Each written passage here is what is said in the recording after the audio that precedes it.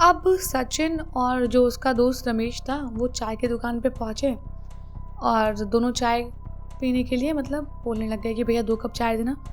तो जैसे ही सचिन ने बोला 2 कप चाय देना, तभी सचिन को इस बार फिर से किसी ने पीछे से आवाज़ दी, बाबूजी चाय हमारे लिए भी मंगा दो।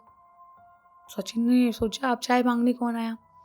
अब पीछे मुड़ के सचिन ने देखा तो वही बूढ़ा आदमी, उसकी पत्नी और वो 2 बच्चे थे जो चाय के लिए ऐसे इशारा कर रहे थे आगे कि हमें भी चाय चाहिए। और उनकी आंखों में भी वही सेम चमक जो तांगे वाले की आंख में थी ना, वैसे ही। और सचिन को बार बार जो उसने कहानी ड्रैकुला की पढ़ी थी ना, वो याद आ रही थी कि जो ड्रैकुला होते हैं वो बहुत ही मतलब सफ़ेद स्किन होती है उनकी, और मतलब दिन में वो उजाले से डरते हैं और मतलब खून पीते हैं, शरीर ठंडा होता है। ये सब उसको बार बार याद आ रहा था। मतलब अब कोई चीज़ पढ़ लेते हैं हम तो रिसेंटली कुछ भी होता है रिलेट करने लग जाते। तो सचिन को लगा क्या पता मैं रिलेट कर रहा हूँ, इसलिए मुझे इन लोगों से डर लग रहा है। कोई बात नहीं, चलो ठीक है। अब सचिन ने सोचा कि इतने बड़े हैं, चाय मांग रहे हैं और इनके यहाँ ठंडी का मौसम है, इनके हिसाब से शॉल ओढ़ रखी है उन्होंने, चलो चाय पिलाता हूँ। तो सचिन ने चाय वाले को बोला, अरे भाई जरा 4 चाय इधर देना, ये परिवार खड़ा है, इसको चाय देना।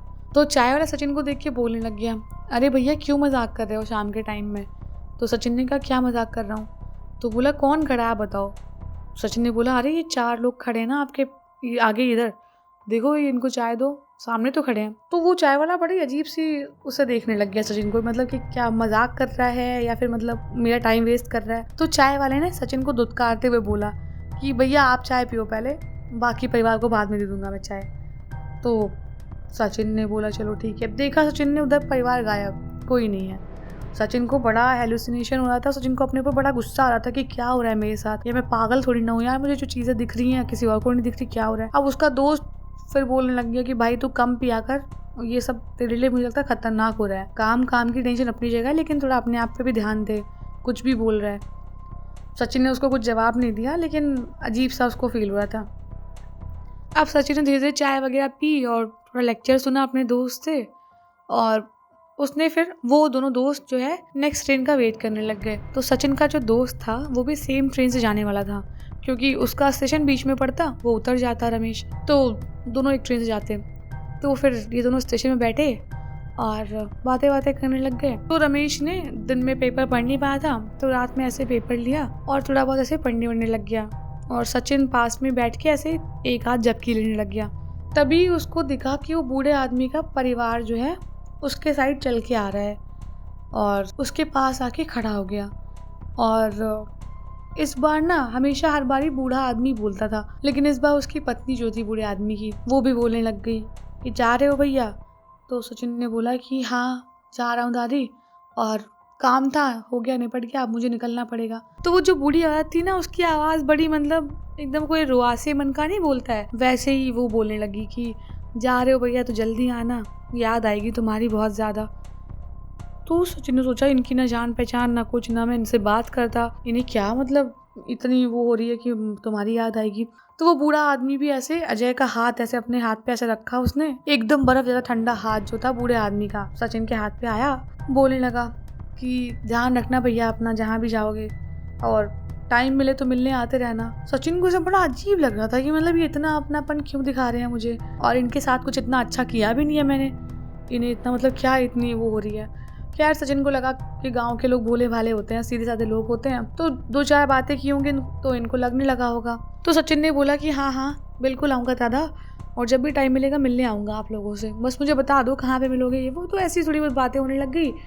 अब थोड़ी बहुत बात के बाद में, और इधर जो उसका दोस्त था ना उसने ध्यान नहीं दिया, और वो अपना पेपर पढ़ते पढ़ते वो नींद की झपकियाँ लेने लग गया, और ये सचिन अपनी इधर कहानी बना रहा था। तो जैसे सचिन ये बूढ़े आदमी से बात कर रहा था, तभी उसको ट्रेन के हॉर्न बजने की आवाज़ सुनाई दी। तो उसने अपने दोस्त को उठाया कि चल चल ट्रेन आ गई है। तो परिवार जो था वो बूढ़े आदमी का, वो ऐसे ही मतलब वहीं पे खड़ा था, बिल्कुल गमगीन आंखों के साथ में। तो सचिन ने सोचा कि चलो जा रहा हूँ, इतना मतलब मानते हैं जिस भी उससे मान रहे हो वजह से, लेकिन पैर छू लेता हूँ इनके।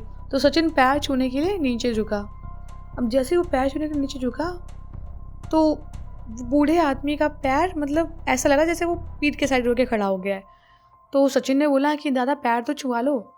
तो जैसे उसने ऊपर मुँह किया, दादा सामने ही खड़े थे चेहरा करके, मतलब दादा के पैर जो थे वो उल्टे थे, और दादा की शक्ल अभी इस टाइम बिल्कुल ही अजीब, उनकी पूरी आंखें ब्लैक, और अजीब सा दिख रहा था, उनकी आंखें और चमकने लगी और ऐसा लग रहा था जैसे वो खून के प्यासे थे इसके, बहुत भयंकर। और इसको अजीब सी चीखें सुनाई दे रही थी वो बूढ़े आदमी और औरत की, मतलब उससे। और बच्चे तो कुछ बोलते ही नहीं थे। ये पता नहीं इसको कैसी फीलिंग आई, मतलब एक्सप्लेन नहीं कर पाया इतना अच्छे से, लेकिन ये वहीं पर बेहोश हो गया डर के मारे, वो उल्टे पैर देख के उस आदमी के।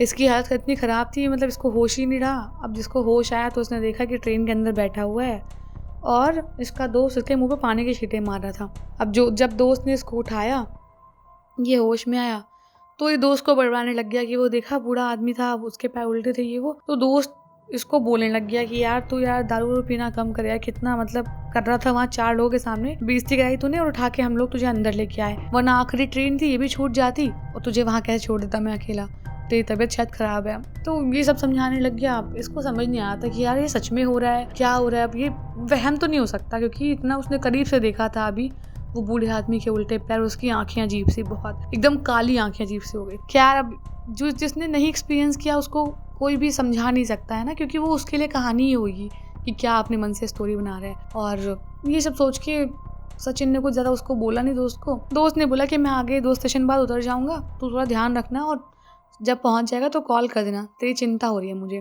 तो सचिन ने कहा हाँ तू टेंशन मत ले, तू आराम से जा, मैं बताऊँगा तुझे कॉल करके। अब सचिन मतलब दोस्त उसका पेपर छोड़ गया था, तो वो पेपर उठा के ऐसे ही पढ़ने पलटने लग गया कि चलो पेपर पढ़ता हूँ थोड़ी देर, पता नहीं कैसा ही मतलब यहाँ का टाइम गुजरा है। अब सचिन पेपर के पन्ने पलट रहा था, हेडलाइंस पढ़ रहा था, एकदम से ही जो सिटी का आता नहीं है पेपर, उस जो मतलब कॉर्नर होता है उसमें सेम वही बूढ़ा आदमी, वो टांगे वाला और वो बच्चे, उनकी फ़ोटो के साथ न्यूज़ छपी थी कि मतलब ये परिवार और ये टांगे वाला एक एक्सीडेंट में मारे गए। और उसके बाद में मतलब इनकी जांच हुई पुलिस के द्वारा और इनको जो है मतलब इनकी डेड बॉडीज़ वगैरह को मतलब फला डेट को अंतिम संस्कार किया जाएगा। सचिन की हालत इतनी ख़राब हो गई कि मतलब क्या है, और ये सब मतलब मरे हुए लोग थे जो इसको दिखाई दे रहे थे और उनके साथ ये एक रात रुका भी। अच्छा मज़े की बात तो इसके बाद थी, उसमें ये लिखा हुआ था आगे कि जो बूढ़े आदमी का बड़ा बेटा था वो अभी लापता है, मतलब वो मरा है जिंदा है कुछ पता नहीं था और ना ही उसकी लाश मिली थी। और जो बूढ़े आदमी का बड़ा बेटा था उसकी उम्र सेम सचिन की उम्र जैसी ही थी, और सचिन का और उस बूढ़े आदमी का बड़ा बेटा दोनों का चेहरा मिलता जुलता था क्योंकि उस बच्चे की फ़ोटो भी लगी हुई थी वहाँ पे। ये सब सोच के और सब कुछ समझ के मतलब सचिन का दिमाग इतना इन्फॉर्मेशन प्रोसेस कर नहीं पाया था, बहुत डर गया वो कि भाई सब क्या हो गया मेरे साथ और क्या ही करके जा रहा हूँ मैं यहाँ से।